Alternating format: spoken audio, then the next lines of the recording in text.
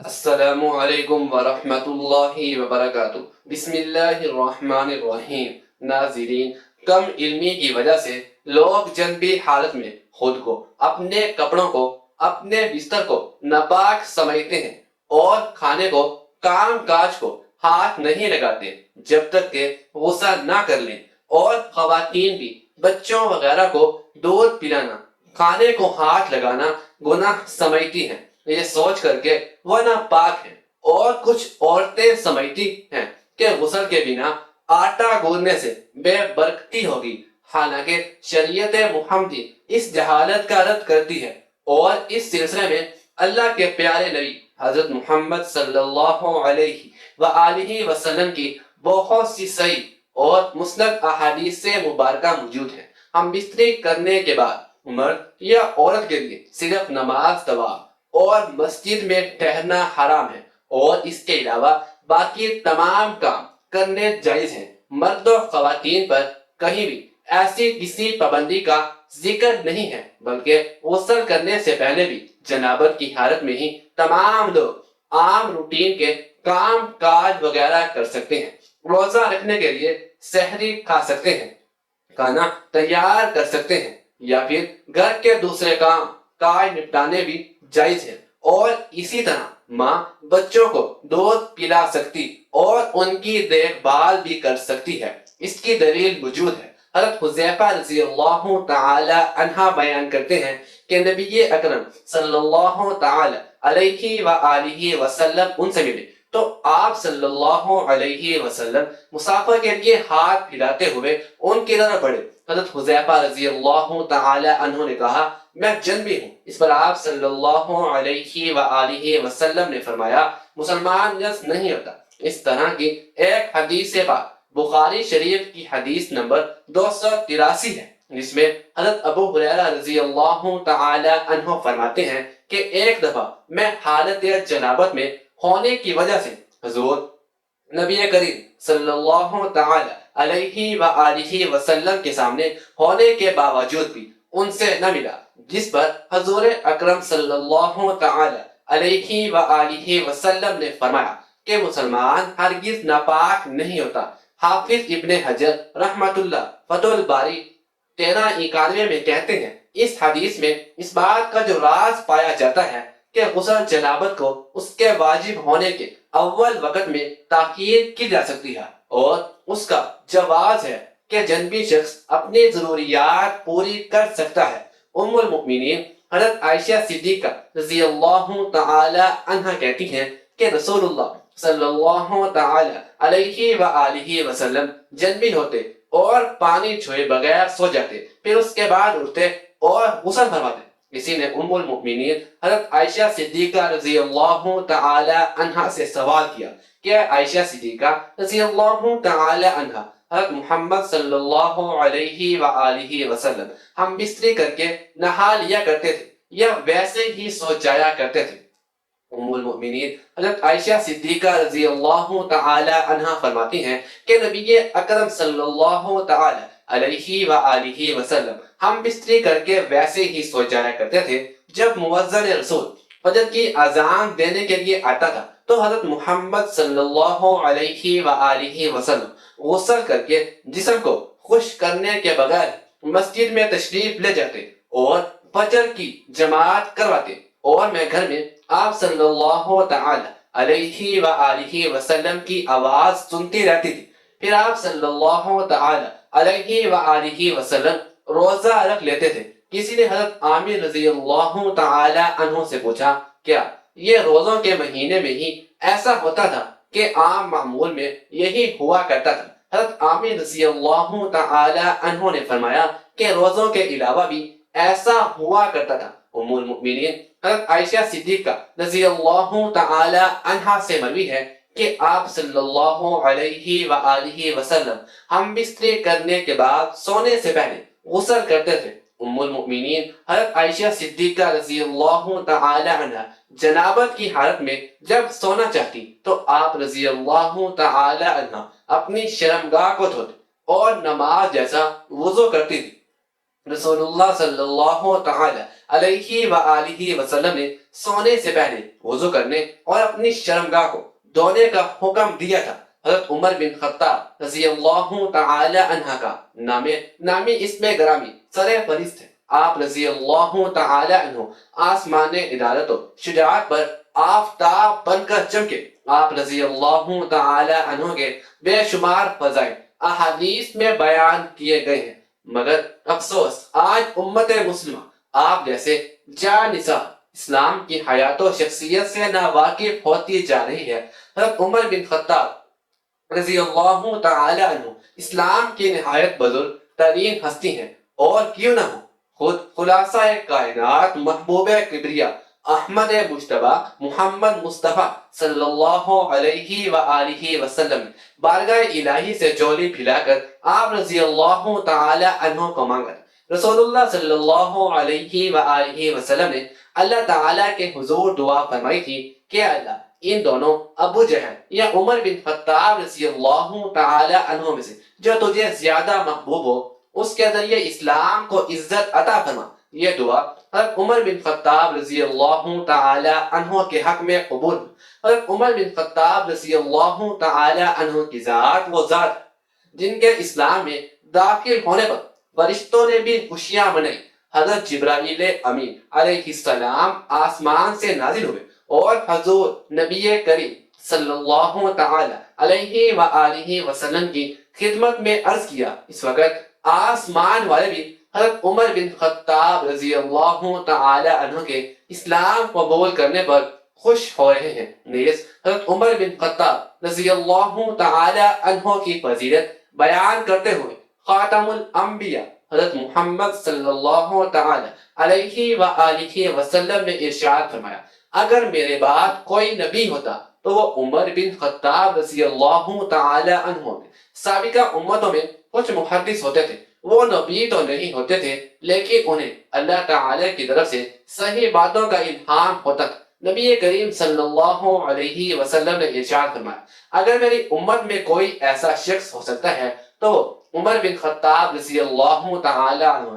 اسی کا ثمرہ تھا کہ اگر کسی مسئلے میں مسلمانوں کا اختلاف ہوتا اور حضرت عمر بن خطاب رضی اللہ تعالی عنہ کی رائے دوسرے صحابہ اکرام رضوان اللہ تعالی علیہم اجمعین سے مختلف ہوتی تو وہی نازل ہوتی تھی جس سے حضرت عمر بن خطاب رضی اللہ تعالی عنہ کی تائید ہوتی، یعنی اللہ سبحانہ و تعالی نے حضرت عمر بن خطاب رضی اللہ تعالی عنہ کی زبان و دل پر حق کو جاری فرما دیا تھا۔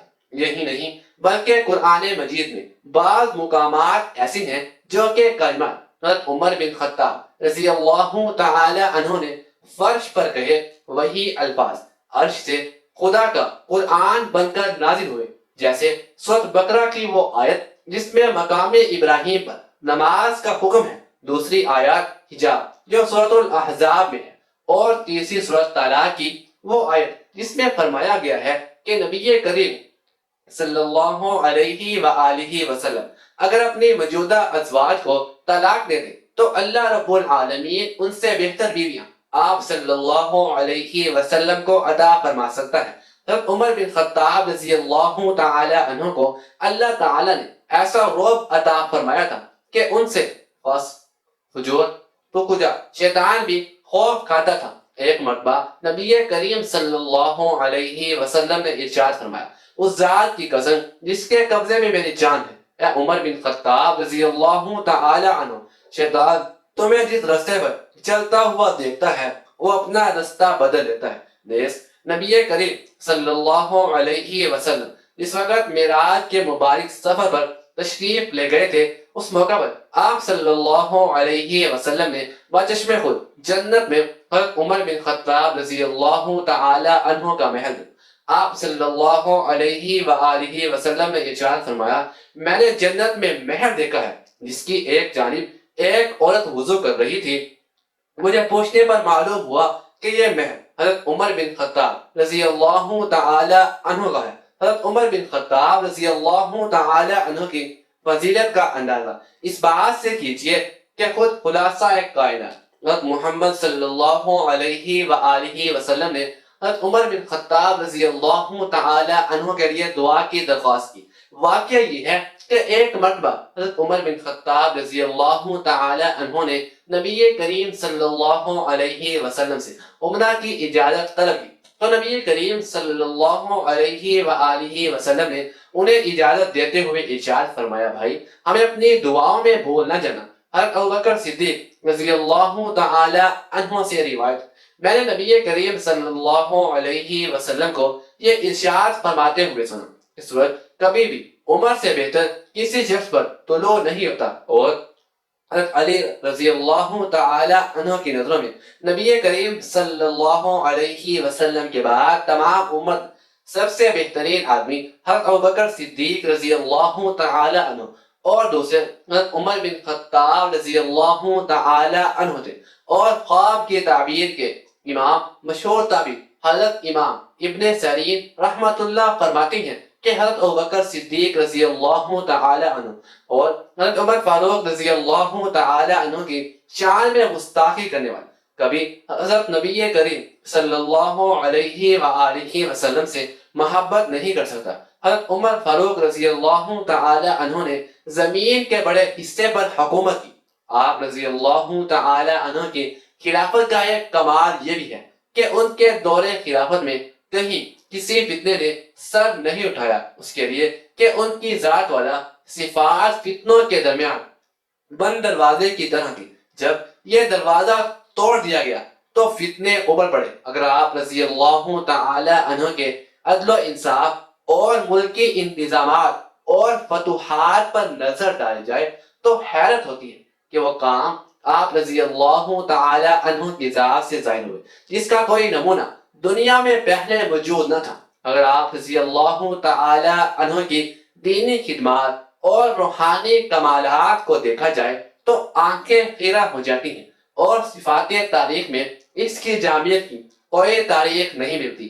سچ تو یہ ہے کہ ان کا ہر رویہ اپنے مرشد برحق صلی اللہ علیہ وسلم اور انبیاء اور رسول کے سچا ہونے کی شہادت ساری دنیا کے سامنے ادا کر گیا۔ خلفائے اس مختصر مضمون میں جو کچھ پیش کیا گیا اسے صرف ایک نمونہ ہی کہا جا سکتا ہے، بلکہ یہ ایک تنبیہ ہے کہ نام نہاد مسلمان اسلام کی ایسی بزرگ ترین ہستیوں کے بارے میں جانے اور ان کی شخصیت سے سبق حاصل کریں۔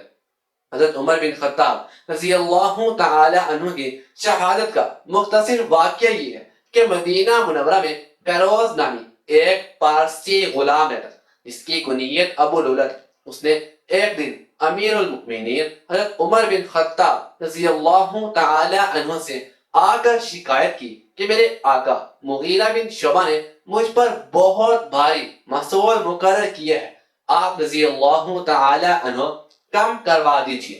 حضرت عمر بن خطاب رضی اللہ تعالی عنہ نے تلار پوچھی تو اس نے کہا روزانہ 2 درہم۔ حضرت عمر بن خطاب رضی اللہ تعالی عنہ نے پوچھا کہ تم پیشہ کون سا کرتا ہے؟ بولا کہ نقاشی آہن گیری۔ آپ رضی اللہ تعالی عنہ نے فرمایا ان سنتوں کے مقابلے میں تو یہ رقم زیادہ نہیں ہے۔ فیروز دل میں سخت ناراض ہو کر چلا گیا۔ دوسرے دن حضرت عمر بن خطاب رضی اللہ تعالی عنہ صبح کی نماز کے لیے نکلے تو فیروز خنجر لے کر مسجد میں آئے۔ حضرت عمر بن خطاب رضی اللہ تعالی عنہ کی طرف سے کچھ لوگ اس کام پر مقرر تھے کہ جب جماعت کھڑی ہو تو وہ لوگ صفیں درست کریں۔ جب صفیں درست ہو گئی تو حضرت عمر بن خطاب رضی اللہ تعالی عنہ تشریف لائے، اور جو ہی نماز شروع کی تو فیروز نے دفعتاً گھاٹ میں سے نکل کر مسلسل 6 بار کیے، جس سے ایک ناف کے نیچے پڑا۔ حضرت عمر بن خطاب رضی اللہ تعالی عنہ نے فوراً حضرت عبد الرحمن بن عوف رضی اللہ تعالی عنہ کا ہاتھ پکڑ کر انہیں اپنی جگہ کھڑا کر دیا اور خود زخم کے صدمے سے گر پڑے۔ حضرت عبد الرحمن بن عوف رضی اللہ تعالی عنہ نے اس حالت میں نماز پڑھائی کہ حضرت عمر بن خطاب رضی اللہ تعالی عنہ سامنے بسمل پڑھے تھے۔ فیروز نے اور لوگوں کو بھی زخمی کیا لیکن بالآخر پکڑا گیا اور پھر خود خوشی کر لی۔ حضرت عمر بن خطاب رضی اللہ تعالی عنہ کو لوگ اٹھا کر گھر لائے۔ سب سے پہلے حضرت عمر بن خطاب رضی اللہ تعالی عنہ نے پوچھا کہ میرا قاتل کون ہے؟ لوگوں نے بتلایا فیروز۔ حضرت عمر بن خطاب رضی اللہ تعالی عنہ نے فرمایا الحمدللہ، میں ایسے شخص کے ہاتھ سے نہیں مارا گیا جو اسلام کا دعویٰ رکھتا ہو۔ لوگوں کا خیال تھا کہ زخم چندہ کاری ہے، غالباً شفا ہو جائے، چنانچہ ایک طبیب کو بلایا گیا اور اس نے نیز اور دودھ پلایا، مگر دونوں چیزیں زخم کی راہ سے باہر نکل آئی۔ حضرت عمر بن خطاب رضی اللہ تعالی عنہ نے اس کے 3 دن کے بعد انتقال فرمایا اور محرم الحرام کی پہلی تاریخ ہفتے کے دن مدفون ہوئے۔ انا للہ و انا الیہ راجعون۔ نماز جنازہ حضرت صہیب رضی اللہ تعالی عنہ نے پڑھائی، حضرت علی کرم اللہ وجہ الکریم، حضرت عبد الرحمن، حضرت عثمان، حضرت طلحہ، حضرت سعد بن ابی وقاص رضی اللہ تعالی عنہ اور عبد الرحمن ابن عوف رضی اللہ تعالی عنہ نے قبر میں اتارا، اور اس طرح یہ آفتاب تاب خاک میں چھپ گیا۔ نبی کریم صلی اللہ تعالی علیہ وآلہ وسلم نے اس انتہائی خفکی کی وجہ سے جو آپ صلی اللہ تعالی علیہ وآلہ وسلم کو ہوئی تھی، فرمایا کہ میں اب ان کے پاس 1 مہینے تک نہیں جاؤں گا، اور یہی موقع ہے جس پر اللہ تعالی نے آپ صلی اللہ تعالی علیہ وآلہ وسلم کو منتبہ کیا ہے۔ پھر جب 29 دن گزر گئے تو آپ صلی اللہ علیہ وآلہ وسلم ام المؤمنین حضرت عائشہ صدیقہ رضی اللہ تعالی عنہ کے گھر تشریف لے گئے، اور انہیں کہ یہاں سے آپ صلی اللہ علیہ وسلم نے ابتدا کی۔ ام المؤمنین حضرت عائشہ صدیقہ رضی اللہ تعالی عنہ نے کہا کہ آپ صلی اللہ علیہ وسلم عہد کیا تھا کہ ہمارے یہاں 1 مہینے تک نہیں تشریف لائیں گے، اور آج 29 کی صبح ہے، میں تو دن گن رہی تھی۔ نبی کریم صلی اللہ تعالی علیہ وسلم نے فرمایا یہ مہینہ 29 دن کا ہے، اور وہ مہینہ 29 ہی دن کا تھا۔ ام المؤمنین حضرت عائشہ صدیقہ رضی اللہ تعالی عنہا نے بیان کیا کہ پھر وہ آیت نازل ہوئی جس میں ازواج النبی کو اختیار دیا گیا تھا کہ اس کی ابتدا بھی آپ صلی اللہ تعالی علیہ وآلہ وسلم نے مجھ سے کی، اور فرمایا کہ میں تم سے ایک بات کہتا ہوں، اور یہ ضروری نہیں کہ جواب فوراً، بلکہ اپنے والدین سے بھی مشورہ کر لو۔ ام المؤمنین حضرت عائشہ صدیقہ رضی اللہ تعالی عنہا نے بیان کیا کہ آپ صلی اللہ علیہ وسلم کو یہ معلوم تھا کہ میرے ماں باپ کبھی بھی آپ صلی اللہ علیہ وآلہ وسلم سے جدائی کا مشورہ نہیں دے سکتے۔ ام المؤمنین حضرت عائشہ صدیقہ رضی اللہ تعالی عنہ غسل کر کے سوتی، اور بعض دفعہ حالت جنابت میں ہی وضو کر کے سو جاتی۔ ناظرین، اکثر تو یہی ہے کہ جنابت کے بعد جتنی جلدی ہو سکے غسل کر لیا جائے، کیونکہ ایسا نہ ہو کہ کہیں غسل کرنا بھول ہی نہ جائے۔ کھانے پینے، سونے، اور عورتیں بچوں کو دودھ پلانے سے پہلے جنابت کی حالت میں وضو کر لے تو یہ افضل ہے۔ ناظرین، یہ یاد رہے کہ وضو کرنا بھی واجب نہیں ہے، لیکن وضو کرنا اور شرم گاہ کو دھو لینا مستحب ہے۔ ام المؤمنین حضرت عائشہ صدیقہ رضی اللہ تعالی عنہا بیان کرتی ہیں کہ نبی کریم صلی اللہ تعالی علیہ وآلہ وسلم اگر جنبی حالت میں کھانا کھایا سو جاتے تو نماز کے وضو کی طرح وضو کرتے۔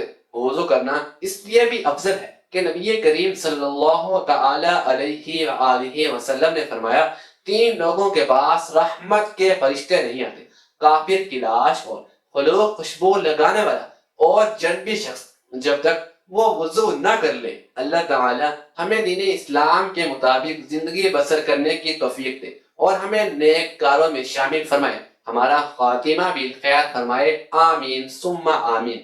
ناظرین، کمنٹ باکس میں اللہ تعالیٰ کے 99 ناموں میں سے ایک نام ضرور ٹائپ کیجیے گا۔ شکریہ، اللہ حافظ۔